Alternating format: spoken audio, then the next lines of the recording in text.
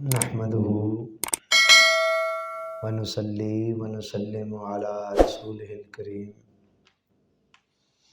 اما بعد فاعوذ باللہ من الشیطان الرجیم بسم اللہ الرحمن الرحیم رب اشرح لی صدری ویسر لی امری واحلل عقدۃ من لسانی یفقہوا قولی۔ معزز شرکائے بزم اعتکاف، اللہ رب العزت کا شکر ہے جس کی توفیق اور عنایت سے آج ہم سب لوگ بزم اعتکاف کی اس خصوصی رات کی نشست میں حاضر ہیں۔ اس نشست کے اندر گزشتہ لیکچر میں ہم نے جس موضوع کا آغاز کیا تھا اس کا عنوان ہے اصول ثمانیہ، یعنی 8 اصول، وہ 8 چیزیں جو اللہ رب العزت کو اپنے بندوں سے مطلوب ہیں اور جن لوگوں کے اندر یہ 8 چیزیں ہوتی ہیں وہ اللہ کو پیارے لگنے لگتے ہیں۔ یہ 8 اصول یا 8 چیزیں محترم شیخ احمد دباغ صاحب نے مرتب کی، قرآن مجید اور احادیث مبارکہ سے ماخوذ کرتے ہوئے۔ اس حوالے سے پہلی 2 چیزیں جن کا تعلق ہمارے قلب کے ساتھ ہے، دل کے ساتھ ہے، دل کے اندر جو 2 چیزیں 2 اصول ہونے چاہیے اس کا بیان ہم گزشتہ لیکچر کے اندر کر چکے ہیں۔ آج کے اس لیکچر میں ہم اگلی 2 چیزوں کا بیان کرنے جا رہے ہیں جن کا تعلق ہماری زبان کے ساتھ ہے۔ وہ 2 اصول کون سے ہیں جو ہمیں زبان کے حوالے سے اپنانے ہیں؟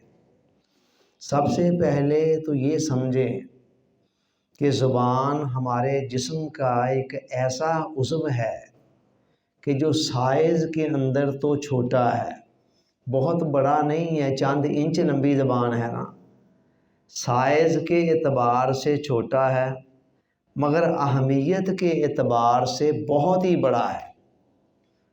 کہا گیا کہ جرمہ صغیر و جرمہ کبیر و کثیر، کہ اس زبان کا سائز تو چھوٹا ہے مگر اس کے جو جرائم ہیں نا وہ بہت بڑے بھی ہیں اور بہت زیادہ بھی ہیں۔ کیسے؟ آپ یہ دیکھیں کہ آپ نے جو عبادات کرنی ہیں، جو نیکیاں کرنی ہیں، ان میں سے بھی زیادہ حصہ، زیادہ پورشن زبان سے متعلقہ ہے۔ نماز آپ پڑھتے ہیں تو جگہ جگہ پر زبان استعمال ہو رہی ہے، قرآن کی تلاوت کرتے ہیں تو وہ آپ نے زبان کے ذریعے سے کرنی ہے، ذکر اذکار کرنا ہے، کوئی اور معاملات، کوئی صدقہ، کوئی تبلیغ کرنی ہے، واعظ کرنی ہے، بیان کرنا ہے، نصیحت کرنی ہے، اس کے لیے بھی زبان استعمال ہوتی ہے۔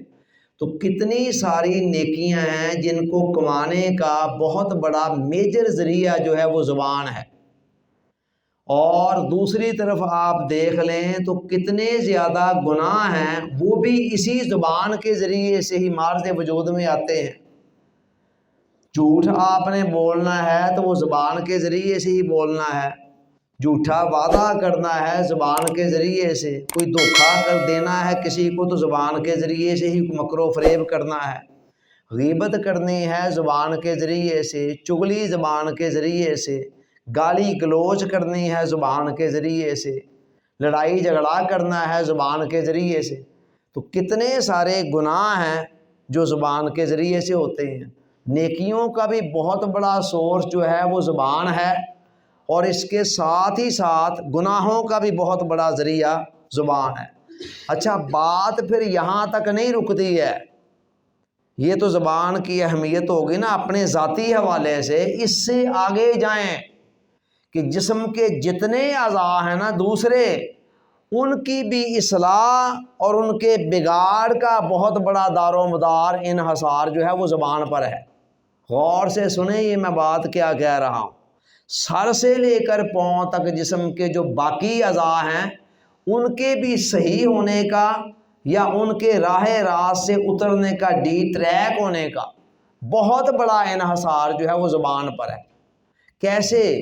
آپ نے یہ حدیث تو اکثر سنی ہوگی کہ الا ان فی الجسد لمضغہ اذا صلحت صلح الجسد کلہ واذا فسدت فسد الجسد کلہ الا وہی القلب، کہ اے بندہ مومن، تیرے جسم کے اندر گوشت کا ایک لوتھڑا ہے، تو بے خبر ہے کہ اس کی کیا اہمیت ہے تیری باڈی کے اندر، مگر صورتحال یہ ہے کہ اذا صلحت، اگر یہ ٹکڑا سنور جائے تو صلح الجسد کلہ، تیرا سارے کا سارا جسم سنور جائے، وَإِذَا فَسَدَتْ فَسَدَ الْجَسَدُ كُلُّهُ، اور اگر یہ بگڑ جائے تو سارا جسم بگڑ جائے، الا وہی القلب، اور جان لے کہ یہ ٹکڑا تیرا دل ہے۔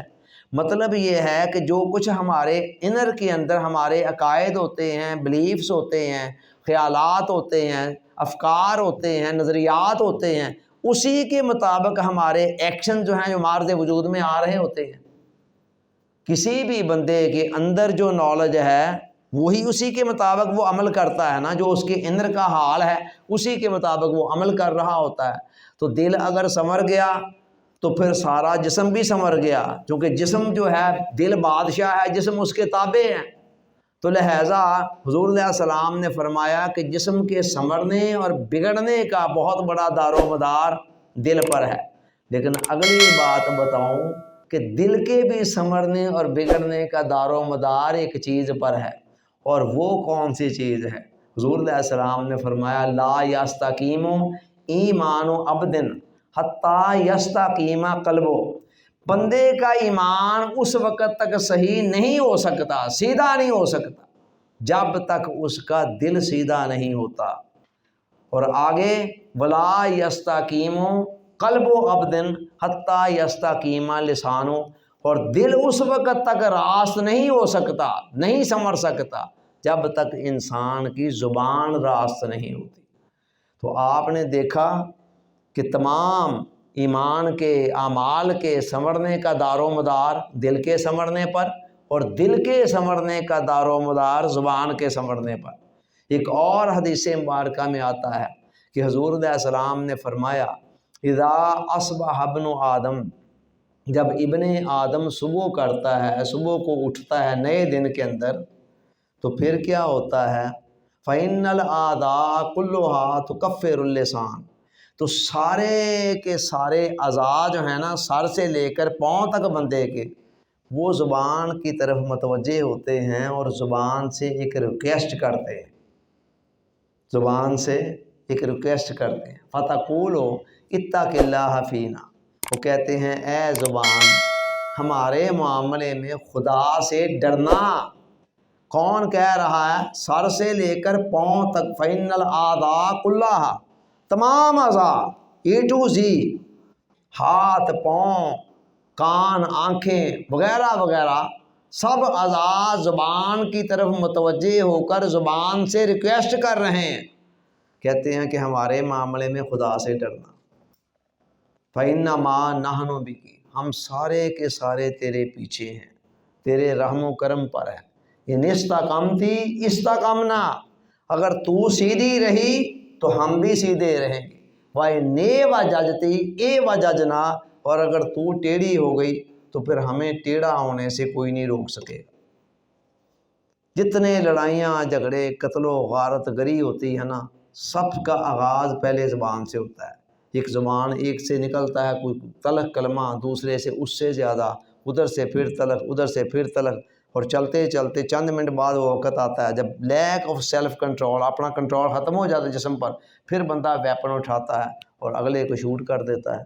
پہلے اس نے سوچا بھی نہیں ہوتا۔ بہت کم قتل ہوتے ہیں جو پری پلانڈ ہوتے ہیں، ورنہ لڑائی جھگڑوں کے اندر بالعموم قتل کب ہوتے ہیں؟ سٹارٹ میں کوئی ذہن نہیں ہوتا۔ زبان جب چلتی ہے، چلتے چلتے جیسے جیسے زبان چلنا شروع ہوتی ہے تو ویسے ویسے سیلف کنٹرول ختم ہونا شروع ہوتا ہے، اور ایک وقت آتا ہے عقل پر ایسا پردہ پڑتا ہے کہ انسان اگلے کو شوٹ کر دیتا ہے، کل کر دیتا ہے، پھر لمحوں کی سزا خطا ہوتی ہے اور صدیوں کو اس کی سزا بھگتنی پڑ جاتی ہے۔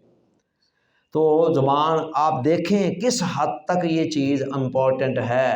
اب اس کے اتنے فتنے ہیں، تو اس کے فتنوں سے بچنے کا پھر آسان طریقہ کیا ہے؟ آقا نے فرمایا من صامت نجا، جو خاموش رہا وہ نجات پا گیا۔ خاموش رہنے سے مراد یہ ہے کہ جس نے حتی الوسع فضول باتوں سے اپنے آپ کو بچا لیا وہ نجات پا گیا۔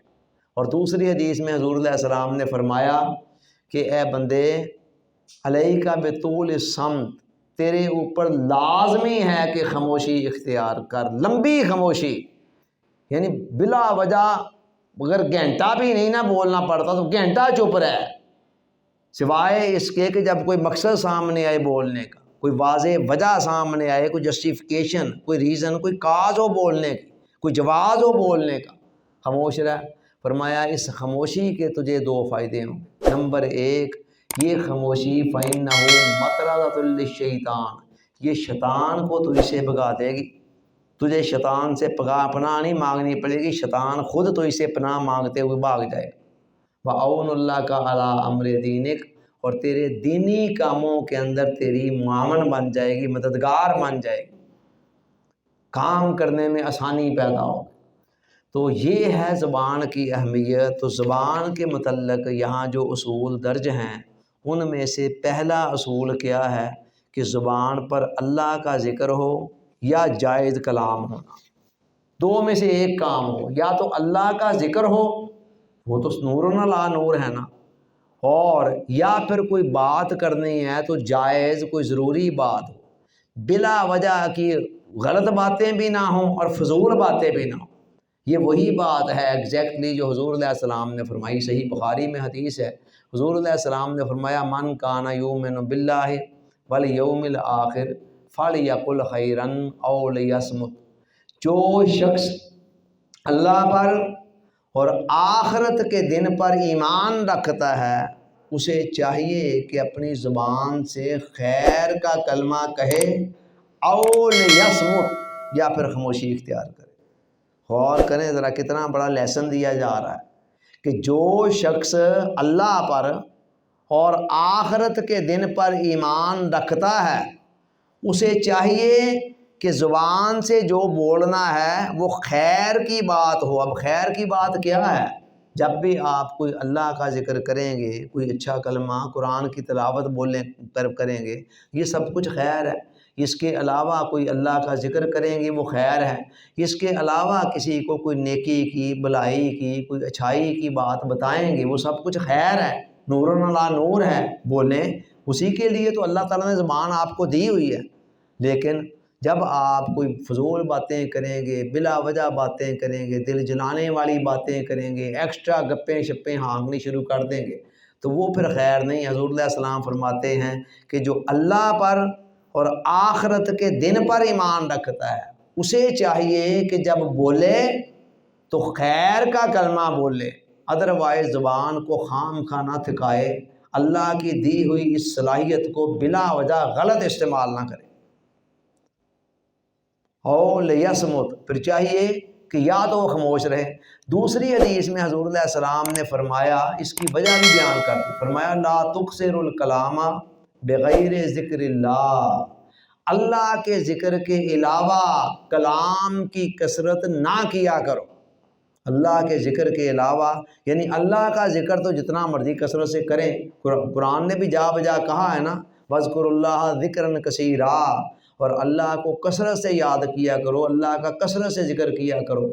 تو اللہ کا ذکر تو کثرت سے کریں، اور یہ واعظ، تبلیغ، نصیحت، کوئی بلائی کی، خیر کی بات، یہ بھی اللہ کے ذکر میں آتی ہے، یہ سمجھ لیں، یہ باہر نہیں ہے اللہ کے ذکر سے۔ کسی کو کوئی نصیحت کی، کوئی نیکی کی، کوئی خیر کی، کوئی بلائی کی، کوئی اچھائی کی بات بتانا، یہ بھی اللہ کے ذکر میں ہی آتی ہے۔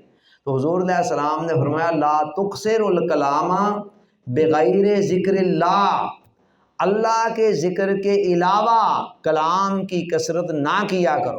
وجہ فرمایا فإن کثرۃ الکلام بغیر ذکر اللہ قسوۃ للقلب، کہ جو اللہ کے ذکر کے علاوہ کلام کی کثرت ہے نا، یہ جو ہم گھنٹوں باتیں کرنے شروع کرتے ہیں، ख़त्म होने में नहीं आती।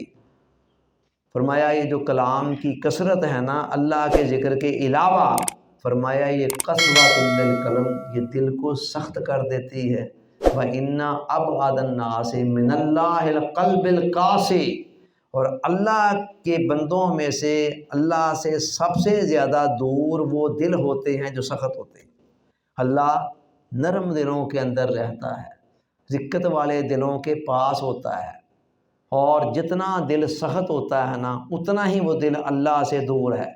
और हुज़ूर अलैहिस्सलाम फरमा रहे हैं कि बातों की जो कसरत है ना ये इंसान के दिल को सख्त कर देती।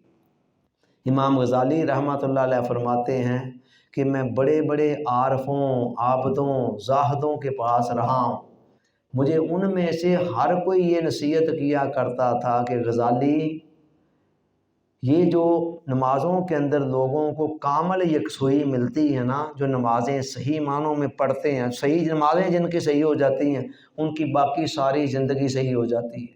तो नमाज़ों के अंदर जो कामल यकसुई इख्तियार करते हैं ना, ये कामल यकसुई नतीजा होती है ज़ुबान की कामल हिफाजत का। गौर से सुने ये बात क्या है। नमाज़ों के अंदर की जो यकसुई है ना, अक्सर लोग आते हैं कहते हैं जी क्या करें जी, नमाज के अंदर दिल नहीं लगता है जी, ध्यान नहीं रहता है जी, ख्यालात को पकड़ पकड़ कर लाते हैं, वो फिर आवारा गर्दियाँ चले जाते हैं। जब आप ऐसे ही इर्द गिर्द फजूल बातें करते रहें, कर आकर जब आप नमाज की तरफ आएंगे, अव्वल तो नमाज की तरफ आने को दिल नहीं चाहेगा, मगर आपने अगर आदी हैं नमाज पढ़ने के तो आप आदत के तहत आ तो जाएंगे, मगर उसके बाद आप कहें कि मनाजात की लज्जतें और हलावतें चख लें तो ये बड़ा मुश्किल काम है। ठीक है कि कसरत कलाम के ज़रिए से आपने दिल को सख्त कर दिया हुआ है, ज़बान के अंदर से तासीर ख़त्म कर दी हुई है, तो उसके बाद आप कहें जी कि नमाज के अंदर आपको कामल यकसुई मिल जाए, ख्यालात एक नुक्ते पर फोकस हो जाएंगे, बहुत मुश्किल काम। तो ओवर टॉकिंग का एक और बहुत ही बड़ा नुकसान ये है कि ये इंसान से अमल की कुव्वत जो है ना वो सल्ब कर देती है, अमल की कुव्वत छीन जाती है। जिस भी बंदे को मैंने देखा ओवर टॉकिंग करते हुए, उसे अमल के मैदान में हल्का ही पाया। बातें ज़्यादा कर कर के इंसान एनर्जियाँ, तवानाइयाँ, सलाहियतें तो उधर सर्फ कर देता है, फिर अमल के लिए कम बचती है। वासफ़ साहब रहमतुल्लाह अलैह फरमाते हैं कि बातें और सिर्फ बातें अमल के पाँव में भारी जंजीर है। बातें और सिर्फ बातें अमल के पाँव में भारी जंजीर है। और सूफ़ी बरकत अली साहब रहमतुल्लाह अलैह फरमाते हैं कि जहाँ बातें हैं वहाँ अमल नहीं, और जहाँ अमल है वहाँ बातें नहीं। यानी ये दोनों चीज़ें ऐसे हैं जैसे एक दूसरे की ज़िद है। और वो जो मैंने हदीस पहले पढ़ी थी कि हुज़ूर अलैहिस्सलाम ने फरमाया कि लंबी खामोशी इख्तियार करो, उसमें भी इस तरफ इशारा था। फरमाया कि इसके दो नतीजे होंगे, एक शैतान आपसे भाग जाएगा, शैतान से आप पनाह में हिफाजत में आएंगे, और दूसरा क्या होगा, ये आपके दीनी कामों में आपकी मुआवन मददगार बन जाएगी। यानी उतना ही ज़्यादा आपके लिए अपने कामों की तकमील और अंजाम दही आसान हो जाएगी। तो ये पहला असूल दिया गया ज़बान के हवाले से। और दूसरा असूल क्या है, वो ये है कि मखलूक से नरम ज़बान में बात करना और कोई तकलीफ़ दे बात ना करना। दूसरा असूल ज़बान का ये है कि नरम ज़बान से बात की जाए, नरमी से बात की जाए। ये नरमी इतनी बड़ी चीज़ है कि हुज़ूर अलैहिस्सलाम ने फरमाया इन्नल्लाह रफ़ीकुन व युहिब्बुर रिफ़्क़, अल्लाह ताला खुद नरमी करने वाला है और नरमी को पसंद करता है। व योती अलल रिफ़्क़े माला योती अलल उनुफ़, और नरमी के ऊपर अल्लाह ताला वो कुछ देता है बंदे को, वो नताइज देता है जो नताइज सख्ती के ऊपर नहीं मिल सकते। हम कई मरतबा बिना वजह सख्ती का मुज़ाहरा कर रहे होते हैं नताइज लेने के लिए। हमारा ख्याल है ज़रा तल्ख़ बोलेंगे, सख्त बोलेंगे तो अच्छे नताइज मिल जाएंगे। हुज़ूर अलैहिस्सलाम फरमा रहे हैं ये अल्लाह की बारगाह का कानून ही नहीं है। तो अल्लाह ने तो कानून ये बना रखा है कि वो खुद नरमी करने वाला है और नरमी को पसंद करने वाला है, और नरमी पर वो नताइज दे देता है जो सख्ती पर नहीं देता। تو ہم عام طور پر جب لہجے کے اندر سختی، ترشی، تلخی، کڑواہٹ پیدا کر رہے ہوتے ہیں تو مقصد تو یہ ہوتا ہے کہ جو نتیجہ ہم لینا چاہتے ہیں وہ آسانی سے مل جائے، تو وہ ہم اپنے ہی مقصد کے بالکل الٹ جا رہے ہوتے ہیں، جو نتیجہ لینا چاہ رہے ہوتے ہیں الٹا وہ نتیجہ ہمیں حاصل نہیں ہو پاتا، وہ نتیجہ نرمی کے ذریعے سے ملنا تھا۔ آپ اس سے بڑی مثال اس کی کیا لیں گے کہ حضور علیہ السلام کی ذات مبارکہ جس کے گرد صحابہ کا عالم یہ تھا کہ وہ ایسے طواف کیا کرتے تھے، ایسے منڈلاتے تھے کہ جیسے پروانے شمع کے گرد منڈلاتے ہیں، اس طرح اب حضور علیہ السلام کے متعلق قرآن نے کیا کہا، فرمایا فَبِمَا رَحْمَةً مِّنَ اللَّهِ لِنْتَ لَهُمْ، میرے حبیب یہ آپ پر اللہ کا خاص فضل ہے، خاص کرم ہے کہ آپ ان کے لیے نرم ہیں، نرمی والا معاملہ کرنے والے ہیں، نرمی سے بات کرنے والے ہیں، نرمی والا لہجہ رویہ اپنانے والے ہیں۔ آگے فرمایا اگر آپ نرم کیا نہ ہوتے تو پھر کیا ہوتا، وَلَوْ كُنْتَ فَظًّا غَلِيظَ الْقَلْبِ لَانفَضُّوا مِنْ حَوْلِكَ، اگر آپ سخت مزاج ہوتے، سختی سے بات کرنے والے ہوتے، سختی سے ڈیل کرنے والے ہوتے، آپ کا رویہ، بیہیویئر، لہجہ، ایٹیچیوڈ اگر سخت ہوتا تو یہ لوگ آپ کے پاس سے دور بھاگ جاتے۔ اتنی بڑی بات ہے یہ، اتنی بڑی بات ہے کہ انسان غور کرے تو آنکھیں کھول کر رکھ دیں کہ یہ وہ ہستی ہیں جو کائنات کی محبوب ترین ہستی ہیں، جس پر اپنے تو کیا بگانے بھی مرتے، خلق تیرے نے مولی دنیا تے کوئی ورلا ہی خالی جاوے، ایسا خلق جس نے دنیا مولی، دنیا اٹریکٹ کرتی ہے جدھر، اس ہستی کو کہا جا رہا ہے کہ اگر آپ کے بھی مزاج میں سختی ہوتی نا، لہجے میں سختی ہوتی، کڑواہٹ ہوتی، تلخی ہوتی، تو پھر آج جو لوگ آپ پر جانیں نشاور کر رہے ہیں نا، یہ آپ سے متوحش ہو جاتے، آپ سے پیچھے ہٹتے، دور بھاگتے۔ جب حضور علیہ السلام کے حوالے سے قرآن یہ بات کہہ رہا ہے تو میں اور آپ کس شمار میں ہیں کہ ہم سخت رویہ اپنائیں اور ہم پھر بھی چاہیں کہ ہماری اولادیں اور ہمارے دیگر ملنے جلنے والے ہمارے زیادہ قریب آئیں، ہماری رسپیکٹ کریں۔ دیکھیے اللہ تعالیٰ حضرت موسیٰ علیہ السلام اور حضرت ہارون علیہ السلام دونوں بھائیوں کو فرعون کی طرف بھیج رہا ہے۔ فرعون جس کا نام ہی ایک ظلم کا استعارہ بن چکا ہوا ہے کہ وہ بڑا ظالم تھا، آج کسی نے کسی کو کوئی تشبیہ دینی ہو کہتا تم تو نرے فرعون ہو بھائی، وہ فلاں بندہ تو جی نرا ہی فرعون ہے، یعنی فرعون کی جو ظلم و ستم ہے اس کا جابر ہونا، قاہر ہونا، وہ ایک ضرب المثل بن چکا ہے، اس کی طرف بھیج رہا ہے اللہ تعالیٰ اپنے دو پیغمبروں کو، اور چلتے چلتے نصیحت کیا کر رہا ہے، فرمایا اے موسیٰ اور اے ہارون فَقُولَا لَهُ قَوْلًا لَيِّنًا لَعَلَّهُ يَتَذَكَّرُ أَوْ يَخْشَىٰ، اے موسیٰ اور اے ہارون تمہیں فرعون کی طرف بھیج رہا ہوں، بے شک وہ بڑا سنگ دل ہے، بڑا سخت ہے، بڑا ظالم ہے، بڑا جابر ہے، بڑا قاہر ہے، لیکن تم نے کیا کرنا ہے، اس کے پاس جا کرنا بات ذرا نرمی سے کرنی ہے، فَقُولَا قَوْلًا لَيِّنًا لَعَلَّهُ يَتَذَكَّرُ أَوْ يَخْشَىٰ، نرمی سے کرنی ہے، کیوں؟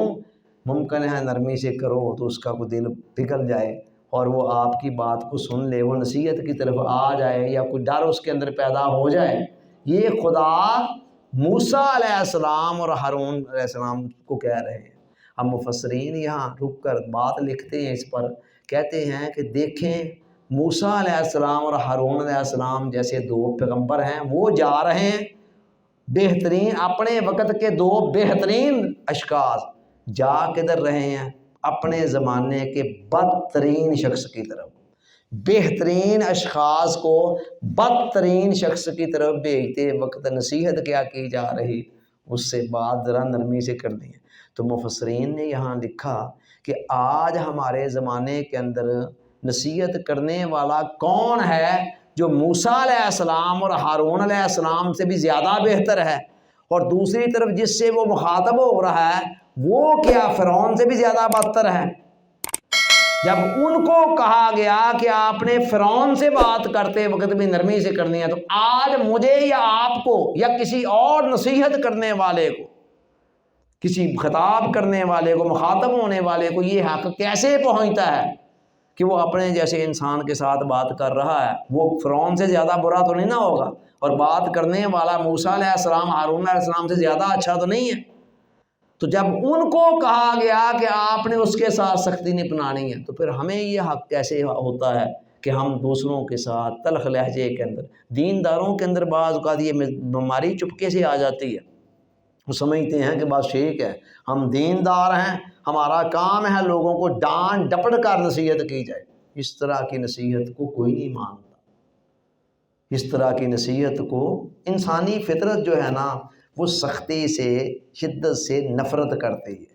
جب آپ اچھی بات بھی کر رہے ہیں سخت لہجے کے اندر، تو پھر کیا ہوتا ہے؟ اگلے کے دن کے اندر ایک نفرت پیدا ہونی شروع ہو جاتی ہے۔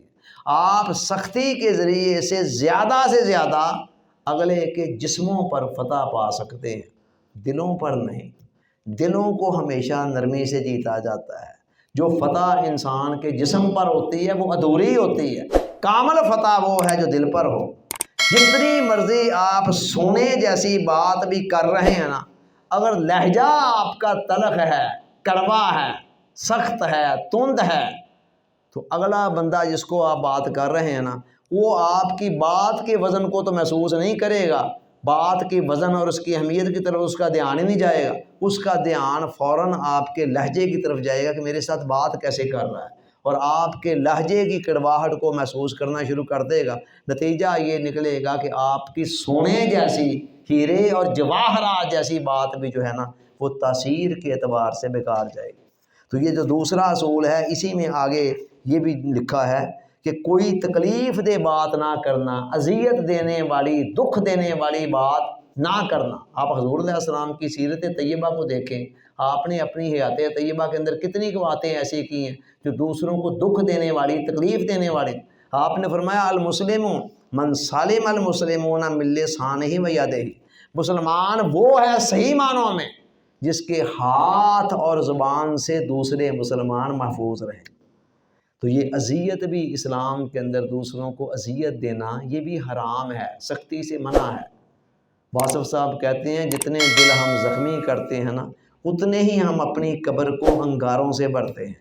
صوفی برکت علی صاحب رحمۃ اللہ علیہ فرماتے ہیں کہ دل کی دنیا میں سب سے برا عمل دل آزاری ہے، دوسرے کی دل آزاری کرنا، اور دل کی دنیا کے اندر سب سے اچھا عمل دل نوازی ہے۔